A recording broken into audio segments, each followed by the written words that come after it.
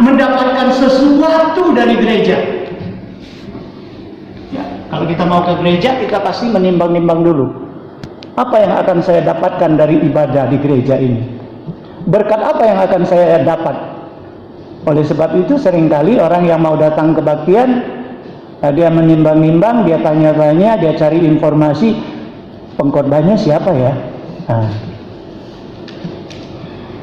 Saya setuju nggak dengan khotbahnya? Pemusiknya siapa ya? Singernya siapa ya? Acaranya apa ya? Sehingga saya tidak sia-sia datang ibadah. Sehingga saya ketika pulang dari ibadah, saya mendapatkan sesuatu. Nah saudara sekalian, apa jawab kita? Apakah kita beruntung ketika kita mendapatkan Yesus sebagai juru selamat? Saya yakin saudara sekalian pasti mengatakan kita pasti beruntung ya. Tetapi pernahkah kita berpikir, apakah Yesus beruntung memiliki anak seperti kita? Apakah gereja, apakah kerajaan sorga diuntungkan karena kehidupan kita? Nah saudara sekalian, ibadah itu bukan hanya mendengar khotbah. Ibadah itu bukan hanya isi dengan doa, dengan nyanyi pujian, bukan. Tetapi tatkala kita memberikan persembahan dengan penuh hormat kepada Tuhan, itu juga salah satu daripada ibadah. Oleh sebab itu, di dalam setiap ibadah kita ada persembahan kepada Tuhan. Nah saudara sekalian, konsep ibadah yang benar adalah kita datang beribadah bukan fokus kepada apa yang akan aku terima, tetapi harusnya kita berfokus, kalau aku datang beribadah, apa yang aku berikan yang terbaik kepada Tuhan. Ini konsep ibadah yang benar. Nah saudara sekalian, pada zaman dulu kalau ada orang yang mau menghadap raja, mereka pasti membawa upeti sebagai upeti untuk mempersembahkannya kepada raja. Nah saudara sekalian, hari ini kalau kita beribadah, pernah kita pikir apa yang kita persembahkan, apa yang kita mau bawa kepada Tuhan, raja di atas raja itu? Saudara sekalian, tidak salah kita ingin berkat dari ibadah itu kita bawa pulang. Tetapi apakah kita pikir bahwa kita hanya menginginkan berkat melulu, tetapi kita tidak pernah membawakan suatu berkat kerohanian yang menyenangkan hati Tuhan? Oleh sebab itu Rasul Paulus di dalam Roma pasal 12 ayat 1 mengatakan, ibadah yang sejati itu adalah mempersembahkan diri kita, tubuh kita seutuhnya kepada Tuhan. Itulah ibadahmu yang sejati. Itulah konsep ibadah yang benar. Nah saudara sekalian, hari ini perikop kita adalah mengenai persembahan perpuluhan. Nah saudara sekalian, salah satu ibadah kita, salah satu yang kita persembahkan kepada Tuhan adalah persembahan persepuluhan. Saudara sekalian, tetapi masalah persepuluhan ini menimbulkan banyak perdebatan. Baik di kalangan hamba Tuhan, pendapatnya berbeda-beda. Apalagi di kalangan jemaat. Ya. Banyak jemaat katakan itu persembahan perpuluhan itu urusan perjanjian lama, bukan perjanjian baru. Ya. Banyak mengatakan bahwa perpuluhan itu bukan suatu keharusan, ya, bukan suatu keharusan. Nah saudara sekalian, hari ini kita berbicara tentang persepuluhan.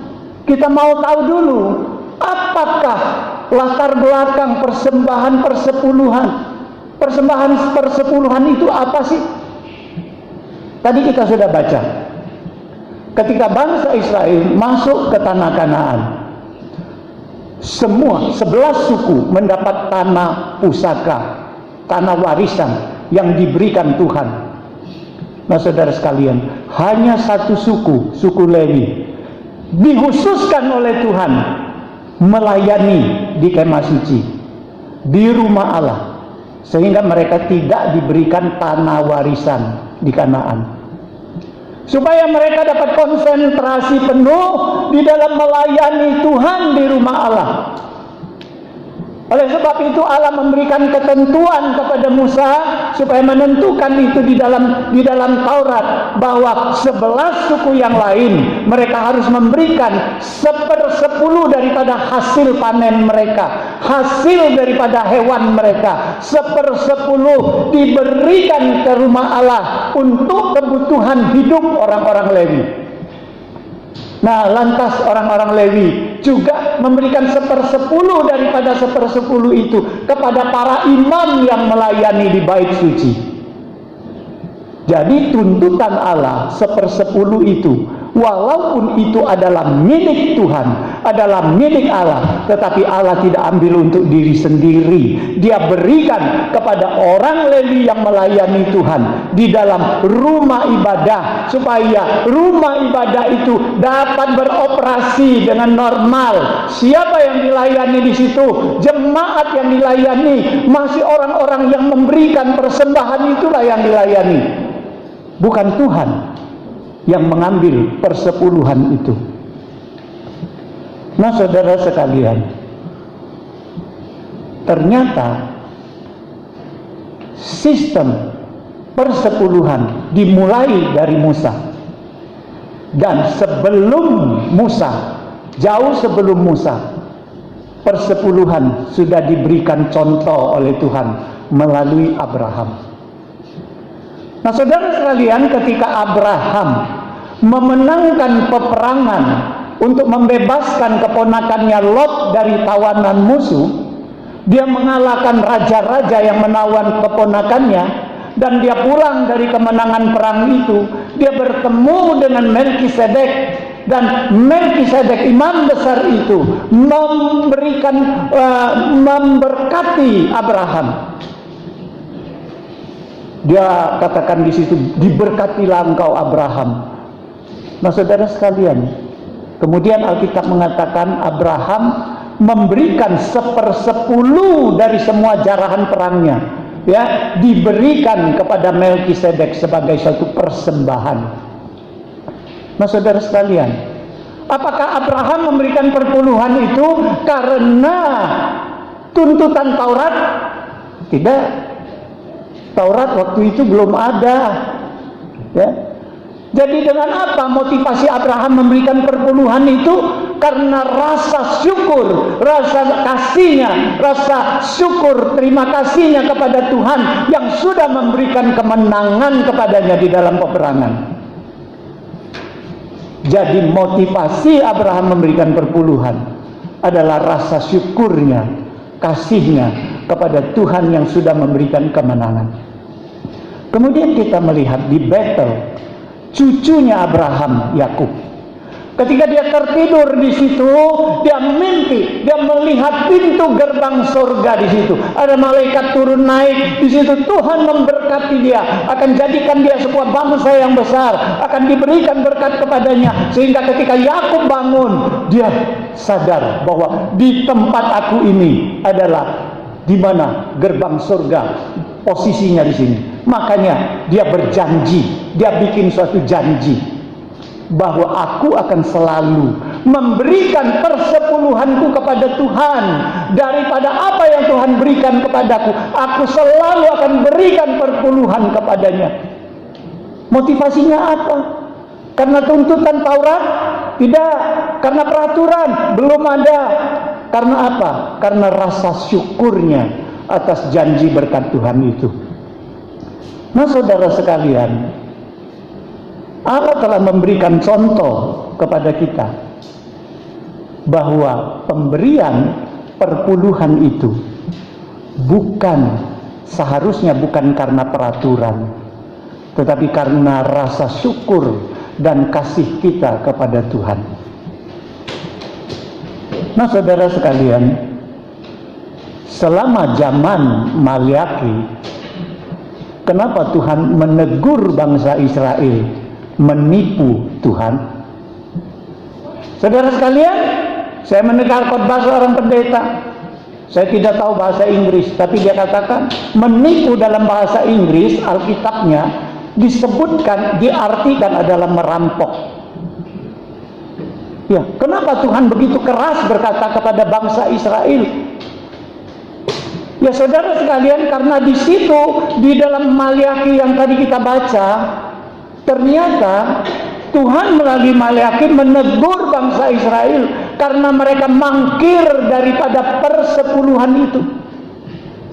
Karena mereka tidak lagi memberikan persepuluhan dan persembahan yang khusus yang lainnya, sehingga mengakibatkan orang-orang Lewi tidak punya makan di bait Allah. Mereka harus keluar cari nafkah, mereka harus kerja di luar.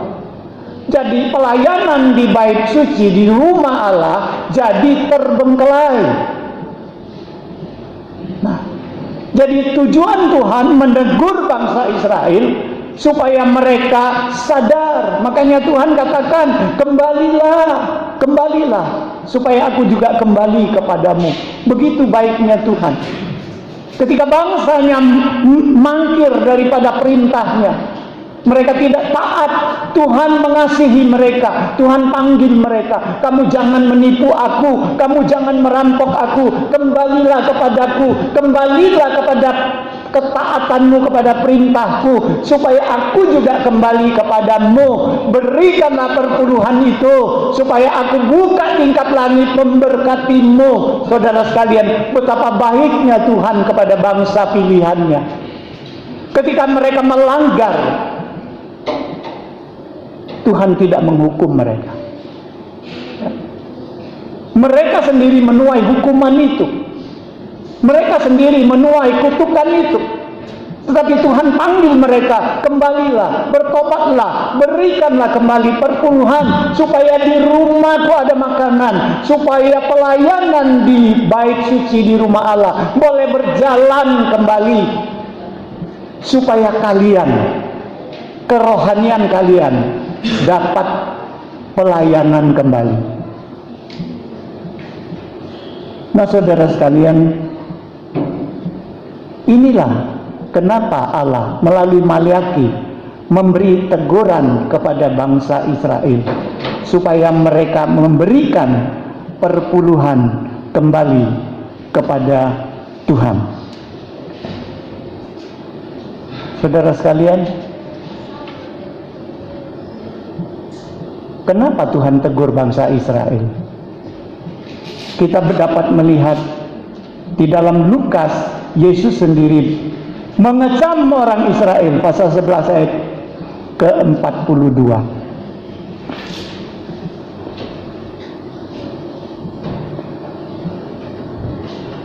Kita tadi katakan bahwa motivasi yang benar di dalam persembahan perpuluhan yang diajarkan Tuhan melalui Abraham dan Yakub jauh sebelum Taurat itu dibuat adalah, motivasinya adalah kasih dan syukur kepada Tuhan. Jadi motivasi yang benar adalah kasih dan syukur kepada Tuhan.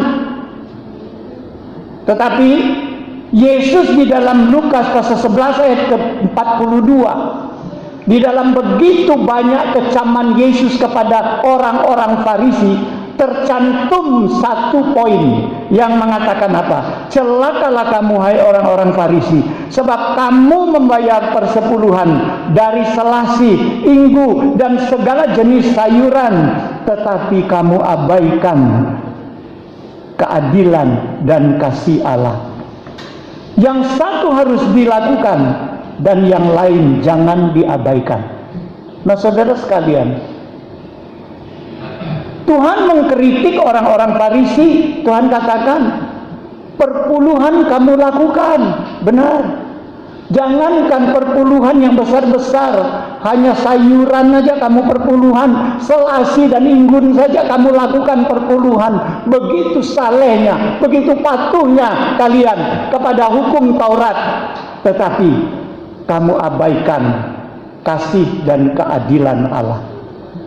Keadilan dan kasih Allah. Nah di sini Tuhan Yesus mau katakan, bahwa dua-duanya penting dilakukan. Karena Yesus selanjutnya mengatakan apa? Yang satu harus dilakukan. Apa yang harus dilakukan? Perpuluhan. Yang satu harus dilakukan. Artinya dari Yesus mengatakan perpuluhan tetap harus dilakukan, tetapi yang lain jangan diabaikan. Apa yang jangan diabaikan? Kasih Allah dan keadilan.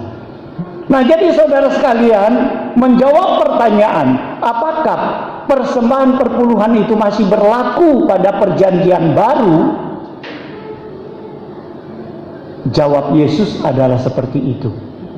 Yang satu harus dilakukan, perpuluhan tetap harus dilakukan, karena itu milik Tuhan. Kemudian yang lain jangan diabaikan. Ketika kalian lakukan itu, jangan abaikan kasih Allah dan keadilan. Nah, saudara sekalian, inilah konsep perpuluhan yang benar yang Yesus ajarkan. Kenapa? Ternyata di perjanjian baru ini bukan hanya perpuluhan yang dituntut Tuhan, ya, jauh lebih daripada perpuluhan. Karena Yesus pernah mengatakan, memuji persembahan seorang janda. Seorang janda hanya memberikan 2 peser. Di segi jumlah sangat sedikit sekali. Tetapi Yesus memuji janda ini, katanya, karena orang lain memberi daripada kelimpahan, tetapi janda ini memberi daripada kekurangannya.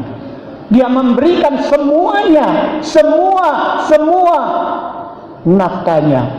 Nah, saudara sekalian, berapa persen itu? Semua 100%. Ya. Kenapa janda punya 2 peser? Dia tidak pikirkan dia harus makan apa hari itu. Dia berikan semua 100%. Karena apa? Terdorong dari cinta kasihnya kepada Tuhan, sehingga dia berikan semua itu. Itulah motivasi yang benar. Itulah tuntutan perjanjian baru sebenarnya. Kenapa Paulus mengatakan berikanlah hidupmu, tubuhmu sebagai korban yang hidup kepada Allah? Karena itulah ibadahmu yang sejati. Berapa persen? Seluruh hidup kita persembahkan kepada Tuhan 100%. Jadi saudara sekalian, ini berbicara kasih, berbicara mencintai Tuhan. Jadi terdorong dari motivasi yang benar, maka kita akan memberikan yang terbaik. Saudara sekalian, di sini Yesus mau katakan, apapun yang kita persembahkan, seberapapun yang kita persembahkan, baik itu perpuluhan daripada hasil kita, maupun dari persembahan sukarela kita kepada Tuhan, maupun persembahan khusus kita kepada Tuhan, asal itu dimotivasi dengan kasih dan setia, kasih dan keadilan kepada Tuhan, maka itulah yang berkenan kepada Tuhan. Jadi saudara sekalian, banyak orang menganggap perpuluhan itu sebagai bayar pajak. Saudara sekalian, ini sikap yang salah. Sikap yang salah, ya. Ketika kita menganggap bahwa perpuluhan ini seperti kita dibebani membayar pajak, maka ketika kita memberikan persembahan itu tentu dengan beban, kadang-kadang dengan sungut-sungut. Bagaimana kita bayar pajak? Pusing kan? Banyak tuntutan pajak. Kadang-kadang kita bayar pajak, waduh, rasa beban berat. Gara-gara pajak kita pusing, ya. Nah, saudara sekalian, jangan anggap perpuluhan sebagai membayar pajak. Itu sikap yang salah. Jadi ada orang sikap membayar perpuluhan itu sebagai sogokan kepada Allah. Kenapa katakan sogokan? Kita memancing Allah. Memancing Allah. Kita tahu ya, kalau kita mancing ikan tongkol, umpannya ikan teri. Tapi kalau mau mancing ikan paus, umpannya ikan tongkol. Nah, Seringkali kita memberikan perpuluhan punya motivasi seperti itu, kita punya sikap seperti itu. Kita nyogok Tuhan, Tuhan aku berikan ini perpuluhan, nanti aku akan dapat sekian banyak. Oh, ya, itu sikap yang salah. Ya, ada lagi orang memberikan perpuluhan karena ketakutan, takut. Oh gawat ini, kalau nggak beri perpuluhan, nanti akan ada delalang pelahap datang. Oh nanti aku kena kutuk, nanti aku akan dirugikan oleh Tuhan. Ada hamba Tuhan yang khotbah, tapi dengar sendiri khotbahnya, yang tidak bayar perpuluhan tidak bisa masuk surga. Saudara sekalian, masuk surga bukan karena bayar perpuluhan, masuk surga karena percaya Yesus, terima Yesus sebagai juru selamat, bertobat terima Yesus sebagai juru selamat, bukan karena bayar perpuluhan.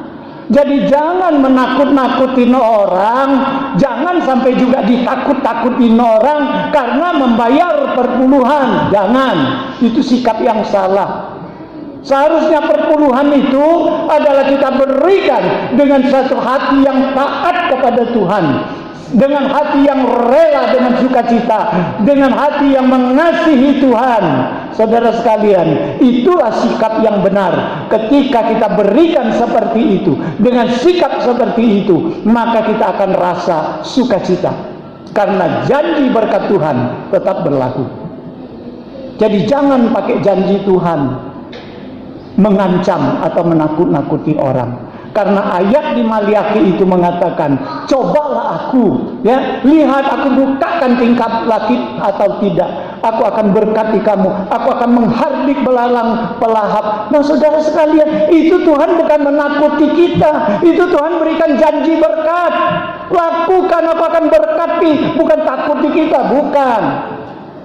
Ya, jadi saudara sekalian, kita harus yakin bahwa jangankan 1/10 milik Tuhan, semua yang ada pada kita adalah milik Tuhan. Coba kita pikir, waktu kita lahir, bawa apa kita lahir? Pakaian juga nggak ada, semua nggak ada. Hari ini keberadaan kita, nyawa kita, hidup kita, anak cucu menantu kita, semua harta kita, kalau bukan Tuhan izinkan, kita tidak akan dapat. Kita tidak akan ada hari ini. Yakin nggak? Saudara sekalian, banyak orang mengatakan, oh kenapa? Oh ini harta kan hasil dari keringat saya. Ingat, kalau Tuhan tidak berkati, berkeringat pun tidak bisa kita. Ya? Nah, jadi kita ingat bahwa seluruh milik kita itu adalah Tuhan yang beri. Jadi hari ini, kalau firman Tuhan mengatakan berikan perpuluhan, itu firman Tuhan. Dan Tuhan janjikan berkatnya.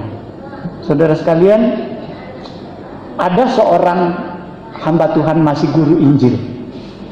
Ini baru tamat ya, guru Injil miskin ya. Jadi dia tidak pegang gereja, dia ini bebas. Jadi kalau guru Injil bebas ini, kalau ada gereja yang manggil dia khotbah, baru dapat amplop dia. Jadi hidupnya hanya mengandalkan itu, karena dia tidak punya pekerjaan yang lain. Jadi hidupnya, ya, dikatakan pas-pasan, banyaklah kekurangan daripada pas. Satu hari guru Injil ini mendapat telepon dari seorang bos usahawan yang kaya dari Jakarta. Dan bos ini berkata kepadanya, tolong ya, di kota Anda kan ada beberapa gereja. Nah, tolong hubungi hamba-hamba Tuhan di gereja-gereja, bahwa hari Minggu ini saya akan pergi ke sana untuk minta waktu untuk memberikan kesaksian bagaimana aku diberkati karena aku memberikan perpuluhan. Tidak banyak waktu, paling 5 menit, 10 menit kesaksian. Enggak usah sibuk dengan transport saya, justru saya datang bawa bantuan. Wah, jadi hamba Tuhan ini, guru Injil ini berani ya hubungi pendeta-pendeta, gembala-gembala sidang dari ada 4 gereja di situ. Jadi hari Minggu bos itu datang. Jadi dia dari pagi sampai sore 4 kali ibadah di 4 gereja itu dia berikan kesaksian. Setelah dia pulang di rumah, dia tanya kepada guru Injil ini, kamu sudah dengar kan saya tentang kesaksian saya tentang perpuluhan? Bagaimana? Engkau sudah yakin? Engkau sudah yakin? Oh yakin, ya yakin Pak, katanya. Tapi saya ini kan miskin, makan saja sulit, bagaimana saya berikan perpuluhan? Jadi bos ini katakan, mau kau coba 1 tahun, kau coba lakukan perpuluhanmu. Dari apa yang kau dapat, kau sisihkan 1/10 untuk berikan kepada Tuhan. 1 tahun. Andai kata engkau kekurangan, tidak punya duit bayar kontrak, tidak punya duit makan, beri makanan, kau telepon aku beresin semua. Aku jamin, ya, aku jamin. Kalau janji itu berikan kepada kita, mau nggak kita? Mau nggak? Mau lah. Tidak ada istilah rugi kan? Oh hitung saja, beri saja, kalau kurang telepon bos, aku nggak beli beras, nggak ada duit, dia kirim transfer, ya. Ada yang jamin, ya. Jadi deal mereka. Tahu, sepanjang tahun hamba Tuhan ini, guru Injil ini, tidak pernah telepon kepada bos di Jakarta. Kenapa? Dia tidak pernah kekurangan. Justru berkatnya makin banyak, makin berlimpah dari Tuhan. Jadi hatinya baru sadar waktu itu, waduh, saya coba dari dulu ya, saya lakukan perpuluhan. Wah, dia bersyukur. Ya, waktu dia bersyukur, dia pikir, aku ini berdosa ya. Apa dosanya? Tahu nggak saudara sekalian? Apa yang dia sadari bahwa dia berdosa? Apa yang dia sadari dan dia tekad bertobat? Dia kata demikian dalam hatinya. Aku lakukan perpuluhan ini karena aku percaya kepada bos yang di Jakarta. Dia ada jamin saya. Selama bertahun-tahun ini Tuhan yang memiliki segalanya, Tuhan yang memiliki dunia ini. Aku tidak yakin janjinya sudah ditulis di sini. Aku tidak yakin. Aku yakin kepada bos yang di Jakarta itu. Nah saudara sekalian, hari itu dia bertobat kepada Tuhan. Saudara sekalian, betapa kita sering seperti itu. Kita lebih yakin janji manusia daripada janji Tuhan. Betapa banyak janji Tuhan di dalam Alkitab. Ada berapa yang kita yakini? Ada berapa yang kita patuhi dan kita taati? Nah saudara sekalian, ada seorang hamba Tuhan. Ini hamba Tuhan lagi ya, ilustrasi hamba Tuhan terus hari ini ya. Seorang hamba Tuhan pada suatu hari, ya, dia jalan melewati sebuah toko yang menjual makanan anak-anak. Dan di situ dia melihat ada seorang pengemis cilik, ya, sedang memasapi matanya melihat di dalam etalasi makanan itu. Ternyata di situ ada gula kelipop, gula yang ada gagangnya, ada bulatannya kayak sate begitu ya. Jadi hamba Tuhan ini pikir, ini pasti anak ini mau itu ya, anak pengemis ini. Masuklah bos ini, hamba Tuhan ini, dia beli 10 permen itu, dia keluar, dia berikan anak itu. Nah ini untukmu. Ini untuk saya semua, kata anak itu. Iya, untuk kamu. Jadi anak itu saking sukacitanya, dia langsung buka satu, dia masukkan mulut. Hamba Tuhan ini tanya, enak nak, enak? Enak sekali katanya. Oh kalau begitu kita makan bareng ya, kita bareng-bareng makan ya. Kasih bapak satu, biar kita bareng-bareng makan di sini. Anak itu bilang, apa? Bapak mau minta satu? Nggak boleh, nggak boleh. Langsung dia lari meninggalkan bapak itu. Nah saudara sekalian, siapa anak itu? Bagaimana sikap anak itu menurut penilaian kita? hamba Tuhan ini merasa lucu juga ya. Dalam hatinya berpikir, bergumam, bukankah yang 10 itu saya yang ngasih? Saya yang ngasih 10 itu. Satu saja makan bareng-bareng supaya sukacitanya bareng-bareng, nggak mau. Memangnya punya dia? Nah saudara sekalian, ini perenungan bagi kita. Orang yang demikian apakah pantas diberkati? Saudara sekalian, seringkali kita seperti itu. Tanpa kita sadari bahwa kita sudah akui bahwa Allah memiliki seluruh dunia ini dan isinya. Allah memberikan seluruh berkatnya kepada kita, bukan 1/10, 100% Tuhan berikan kepada kita. 10 bagian sudah Tuhan berikan kepada kita. Tuhan hanya minta 1 bagian. Dan 1 bagian itu bukan untuk kepentingan pribadi Allah, untuk kepentingan pelayanan di gereja, untuk kepentingan hamba Tuhan yang melayani, yang tidak punya pekerjaan yang lain, untuk operasional semua gereja. Nah saudara sekalian, bagaimana kalau kita katakan Tuhan mau 1? Oh nggak boleh. Padahal ini semua pemberian Tuhan. Saudara sekalian, ini perenungan bagi kita. Saya selalu pikir begini, saya punya toko, saya punya rumah. Semua urusan toko, semua urusan rumah, baik itu mau bangun, baik itu mau renovasi, aku tidak pernah minta bantuan dengan orang lain. Semuanya saya atasi sendiri. Bisa. Ya, dulu rumah saya masih kayu, sekarang permanen. Saya bangun sendiri itu dengan kas saya sendiri.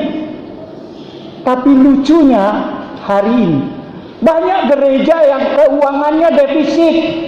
Mau PI dah kata duit, ya nggak ada duit. Ya. Mau aksi sosial, dananya kurang. Mau buat program ini tidak berjalan karena apa? Duitnya nggak cukup. Ini anggaplah usaha Tuhan. Berapa keluarga di gereja ini? Kok bisa sampai gerejanya usaha Tuhan ini jadi bangkrut?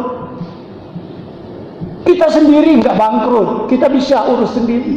Kenapa begitu banyak jemaat bisa membuat gereja defisit, bisa buat gereja tidak bisa melayani dengan baik, bisa menghambat keselamatan bagi banyak orang?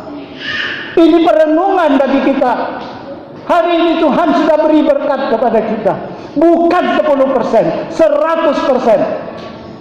Dan firman Tuhan menuntut 10% perpuluhan milik Tuhan kembalikan. Tuhan janji berkat. Berkat jangan kita anggap kalau duit berkat, ya. Kalau kaya berkat, ya. Banyak orang kaya merasa celaka karena kaya. Dulu waktu sedang-sedang dia bahagia, begitu dia kaya hancur berantakan keluarganya. Ya. Berkat tidak hanya masalah harta, berkat itu banyak. Tuhan tahu kita butuh berkat apa. Dan Tuhan tidak pernah menakut-nakutin kita dengan perpuluhan.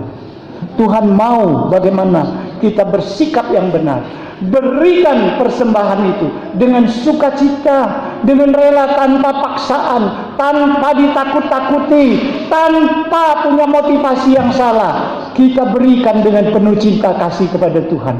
Baik perpuluhan, baik persembahan-persembahan yang lain. Kata Paulus, Tuhan suka kepada orang yang memberikan dengan sukacita, dengan sukarela. Jadi saudara sekalian, ada seorang misioneri yang bernamanya Amy Carmichael. Misioneri ini sudah berpuluh tahun melayani di gereja di India. Nah saudara sekalian, dia bikin sebuah kata-kata mutiara. Kalau saya kata mutiara, kalau di mana surgawi mutiara kata, nggak tahu yang mana yang benar. Ya? Dia bikin kata mutiara seperti ini. Engkau dapat, tentu pakai bahasa Inggris ya, saya sudah terjemahin.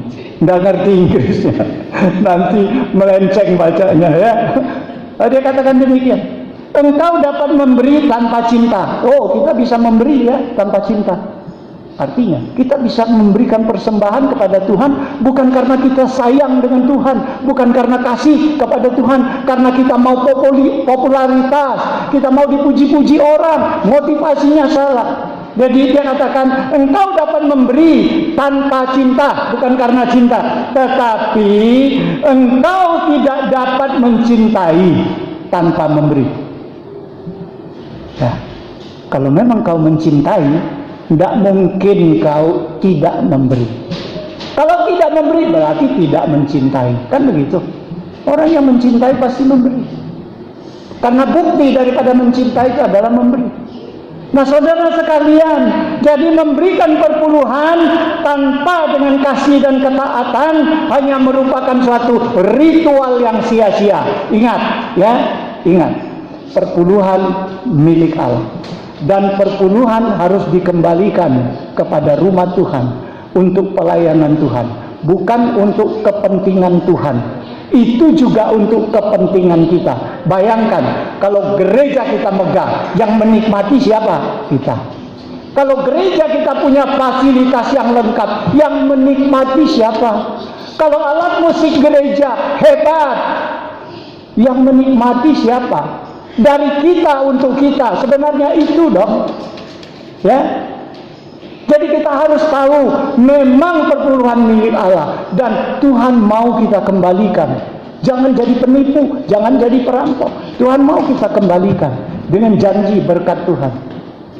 Tapi ingat, Tuhan juga tidak ingin kita memberikan dengan bersungut-sungut, dengan terpaksa. Tuhan ingin kita dengan kesadaran, dengan sukacita kita berikan karena kita mencintai Tuhan dan kita akan menikmati hasilnya. Demikianlah firman Tuhan pada hari ini. Semoga roh Tuhan bekerja agar kita semua belajar. Kita semua belajar. Saya pun masih belajar. Kita belajar bagaimana mentaati persembahan perpuluhan dan bagaimana dengan sukacita, dengan mengasihi Tuhan kita melakukan perpuluhan itu dengan baik. Mari kita berdoa.